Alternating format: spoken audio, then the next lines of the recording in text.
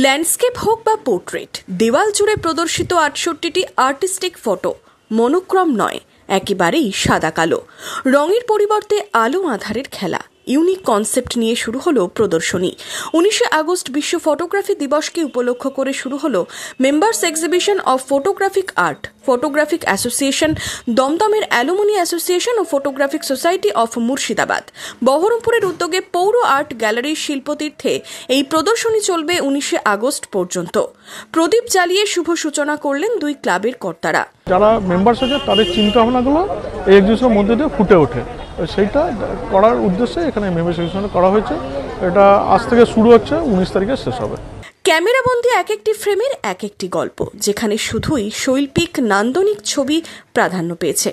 কেন সাদা কালো ছবির প্রদর্শনীর ভাবনা? ইচ্ছাকৃতভাবে ব্ল্যাক অ্যান্ড হোয়াইট করা হয়েছে, যে আমরা দেখাতে চাইছি এই বর্তমান প্রজন্মকে যে তারা তো ব্ল্যাক অ্যান্ড হোয়াইট সাধারণত ছবি দেখতে পায় না, তারা মোবাইলে মেনলি ছবি করার পরে সেটা আইদার হোয়াটসঅ্যাপ কিংবা ফেসবুকে দিয়ে দেয়, সব রঙিন ছবি হয়। সেই জন্য আমরা দেখাতে চেয়েছি যে ছবি যদি সত্যিকারের নান্দনিক হয়, যেটা আপনার মনকে সাড়া দেবে বা মনের কোনো কথা প্রকাশ করবে, আরেকজনের মনে গিয়ে ধাক্কা মারবে, সেই ধরনের ছবি যদি করতে হয় তাহলে রং লাগে না। অন্য ধরনের এই ছবি প্রদর্শনী নিয়ে আশাবাদী ফটোগ্রাফিক সোসাইটি অফ মুর্শিদাবাদ।